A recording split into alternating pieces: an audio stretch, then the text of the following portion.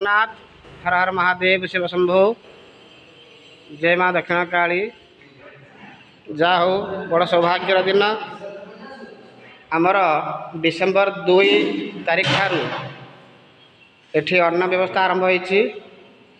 अन्न व्यवस्था रे कौन कौन रही बर्तमान आम रोषिया को पचारा कौन कौन से व्यवस्था सब होईछि रोषिया नाम पचारिदेवा। भाईना आप नाटा कौन? टुना नना। अच्छा घरटा कौटी? इंद्रधन मार्केट। अच्छा ये जो आइटम कर कौन कौन सब आइटम रखी अन्न देखो यहाँ है अन्न डाली एटा है डाली साग एटा है साग मुग एटा बेसर एटा है बेसर एटा महुर एटा है महुर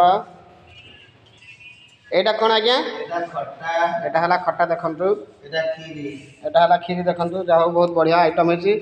ये जगार ना कौन यहाँ N4 राधाकृष्ण मंदिर N4 राधाकृष्ण मंदिर रे 2 तारीख ठारू अन्न व्यवस्था होती प्रसाद व्यवस्था होती तेणु आसिक थे प्रसाद पाई जातु जानवे केते सुंदर लगुच स्वादिष्ट प्रसाद होती आपण मैंने समस्ते आसी एठार बहुत कम दाम रे से प्रसाद भी व्यवस्था कर।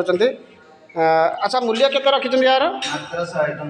मात्र 100 टंका मूल्य रखिछन जाऊ एते बहुत आइटम दउछन 100 टंका मूल्य रे तेणु आपण मैंने आसी एठारे प्रसाद पाई जातु एवं थे चाखिकी जातु केमती सुंदर प्रसाद होची। जय जगन्नाथ।